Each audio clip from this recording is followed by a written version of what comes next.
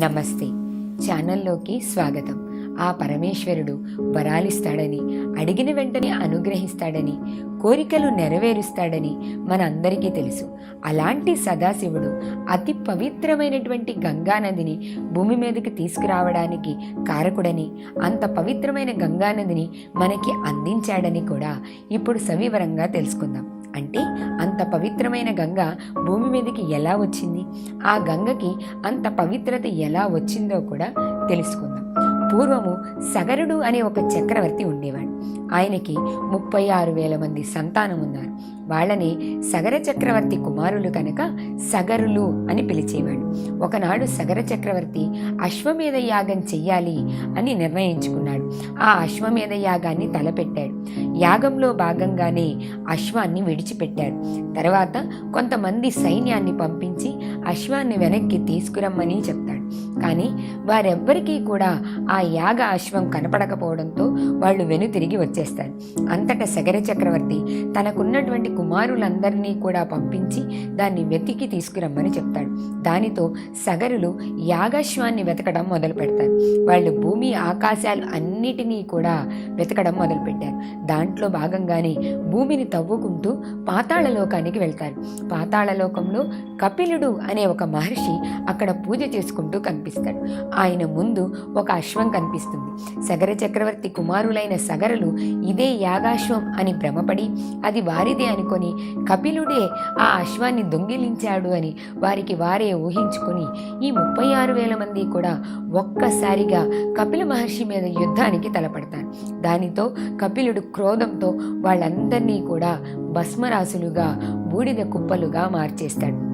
అలా సగర చక్రవర్తి కుమారులందరూ కూడా అక్కడ బూడిద కుప్పలుగా పాతాళలోకంలో మిగిలిపోతారు. ఆ తర్వాత ఆ విషయం తెలుసుకున్నటువంటి సగర చక్రవర్తి తనకున్న మరో కుమారుడైనటువంటి ఉత్తానపాదుడిని పిలిపించి రాజ్యాన్ని అప్పగించేస్తాడు.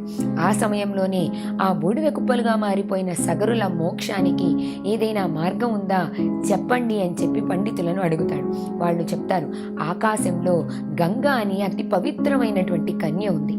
ఆవిడ నదిగా మారి ఎప్పుడైతే భూలోకానికి వస్తుందో ఆవిడ స్పర్శ తగిలినప్పుడు మాత్రమే వాళ్ళకి మోక్షం వస్తుందని, అప్పటి వరకు పాతాళలోకంలో వారి ఆత్మలు అలానే ఉండిపోతాయని చెప్తారు. కానీ సగరుడు వృద్ధాప్యం కారణంగా ఈ ముసలితనంలో నేను గంగని తీసుకొచ్చే ప్రయత్నం చేయలేను అనుకొని ఆ విషయాన్ని అంతటితో వదిలేస్తాడు. ఉత్తానపాదుడి తరువాత కొన్ని వంశాల పరంగా రాజ్య పరిపాలన జరుగుతుంది.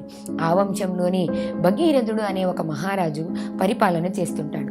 భగీరథుడు పండితుల ద్వారా ఈ విషయాన్నంతా తెలుసుకుంటాడు. తన పూర్వీకులు శాపం వల్ల అలాగే మిగిలిపోయారని కూడా తెలుసుకుంటాడు. వారి శాపాన్ని విమోచనం చెయ్యడం కోసం ప్రయత్నించాలి అని సంకల్పం చేసుకుంటాడు. తన రాజ్యాన్ని తన మంత్రులకు అప్పగించి పరిపాలనా బాధ్యత ఎలా చేయాలో చెప్పి మరీ అక్కడి నుంచి హిమాలయ పర్వతాలకి వెళ్ళి అక్కడ తపస్సు చేయడం మొదలు పెడతాడు. 1000 సంవత్సరాల పాటు బ్రహ్మదేవుడు కోసం తపస్సు చేస్తాడు భగీరథుడు. బ్రహ్మదేవుడు ప్రత్యక్షమై నీకేం వరం కావాలి భగీరథ అని అడగగా భగీరథుడు, విధాత, నా వరం గురించి మీకు తెలియదా స్వామి? నా పూర్వీకులందరూ కూడా శాపం వల్ల అక్కడే మిగిలిపోయారు. వాళ్ళ ఆత్మకి సంతృప్తి కావాలి అంటే గంగాదేవి కిందకి రావాలి. అందుకోసమే నీకోసం తపస్సు చేశాను అని భగీరథుడు చెప్పగా భగీరథుడి మాట విన్నటువంటి బ్రహ్మ, నీ ఆలోచన గొప్పది భగీరథ, కానీ నేనేం చెయ్యలేను. గంగా నా అధీనంలో ఉండదు, కైలాసంలో ఉంటుంది. ఆవిడ పార్వతీ పరమేశ్వరుల అధీనంలో ఉంటుంది. సాక్షాత్తు ఆ పరమేశ్వరుడు మాత్రమే నీకు వరం ఇవ్వగలడు. కనుక ఆ పరమేశ్వరుణ్ణి ప్రార్థించు అని చెప్పి అంతర్ధానమైపోతాడు. అంతటా భగీరథుడు తన ప్రయత్నాన్ని విడిచిపెట్టక మరో 1000 సంవత్సరాల పాటు ఆ సదాశివుడి కోసం ఘోర తపస్సు చేస్తాడు. పరమేశ్వరుడు ప్రత్యక్షమవుతాడు. భగీరథ, నీ వరమేంటో చెప్పు అని అడగగా, మహేశ్వర, నిన్ను చూసినంతనే నా జన్మ ధన్యమైపోయింది. నేను సరే జన్మ సాక్షాత్కారమైనటువంటి నీ రూపాన్ని చూడగలిగాను. నా పూర్వీకులకు మోక్షం కావాలి కదా స్వామి, గంగని కిందకు పంపించు అని అడుగగా దానికి పరమశివుడు సంతోషించి భగీరథ, నీ కోరిక నిస్వార్థమైంది కనుక నెరవేరుతుంది. గంగని నేను కన్యని నదిగా మార్చి భూమి మీదకి పంపిస్తాను అని పరమేశ్వరుడు వరమిచ్చి మాయమైపోతాడు. అంతటా సాక్షాత్తు ఆ సదాశివుడే గంగని నదిగా మార్చే ప్రయోగం చేస్తున్నాడు.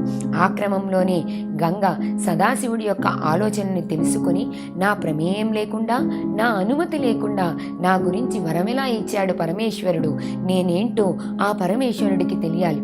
నేను వెళుతూనే నా ప్రవాహంలో సదాశివుణ్ణి కూడా వెంట పెట్టుకొని పాతాళలోకానికి వెళ్ళాలి అని నిర్ణయించుకుంటుంది. అంతట నదిగా మారిన గంగ పెద్ద ప్రవాహంగా ఉప్పెనగా రావడం మొదలు పెడుతుంది. అది తెలుసుకున్న సదాశివుడు నిశ్చలంగా కదలకుండా అలానే కూర్చుంటాడు.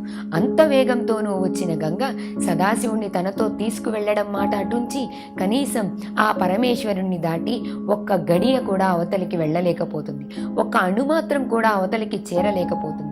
ఆ తర్వాత అహంకారం తగ్గి సదాశివుణ్ణి ప్రార్థిస్తుంది. సదాశివ, నన్ను మన్నించు, మహేశ్వర కరుణించు, నా గర్వభంగమైంది. నేను నీతో సమానురాలిని కాదని, నిన్ను జయించలేనని తెలుసుకున్నాను స్వామి. నాకు అనుగ్రహాన్ని కల్పించు, నీలో నన్ను ఐక్యం చేసుకో అని ప్రార్థిస్తుంది. అంతటా గంగ యొక్క ప్రార్థనకి సంతోషించినటువంటి పరమేశ్వరుడు ఆ గంగని తనలో భాగంగా చేసుకుని తన శిరస్సులో బంధిస్తాడు. ఇంతటి గంగని భూమి మీదకి పంపిస్తే భూమాతకు ప్రళయం వస్తుందని, భూమాత భరించలేదని తెలుసుకున్నటువంటి పరమేశ్వరుడు అంత గంగని తన జటాజూటం విప్పి తన జటాజూటంలో బంధించి గంగకి పతిగా మారి గంగాపతి అయ్యాడు. ఆ పైన భగీరథుడికి మాట ఇచ్చిన ప్రకారం అంతటి గంగలోనూ ఒక్క చిన్న భాగాన్ని తన శిరస్సులో ఒక పాయని మాత్రమే భూమి మీదకి విడిచిపెడతాడు.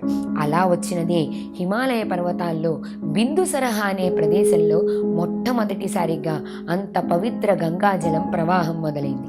ఆ ప్రవాహాన్ని చూసి భగీరథుడు సంతోషించి ఆ ప్రవాహాన్ని తన వెంట పెట్టుకొని పాతాళలోకానికి చేరుకొని పాతాళలోకంలో ఉన్నటువంటి తన పూర్వీకుల స్పర్శని కలిగిస్తాడు.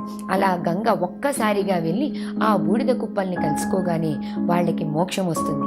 వాళ్ళు కైలాసాన్ని చేరుకుంటూ భగీరథుణ్ణి ఆశీర్వదిస్తారు.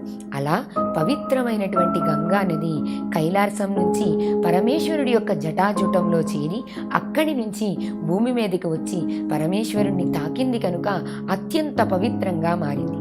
ఆనాటి నుంచి ఎవరైనా మన పూర్వీకులు కానీ మన ఇంట్లో పెద్దలు కానీ మరణిస్తే వాళ్ళ భస్మరాశిని గంగా నదిలో కలిపితే వాళ్ళకి మోక్షం వస్తుందని, వాళ్ళు కైలాసాన్ని చేరుకుంటారని, మరో జన్మ అంటూ ఉండదని ఆనాటి నుంచి మన సాంప్రదాయంగా నడిచింది.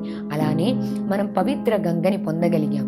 ఆ గంగా నది కూడా సాక్షాత్తు ఆ సదాశివుడి అనుగ్రహం వలనే కలిగింది. దేన్నైనా అనుగ్రహించగలిగిన వాడే ఆ పరమేశ్వరుడు. మరో అద్భుతమైన కథతో మళ్ళీ కలుసుకుందాం. ఓం నమః శివాయ.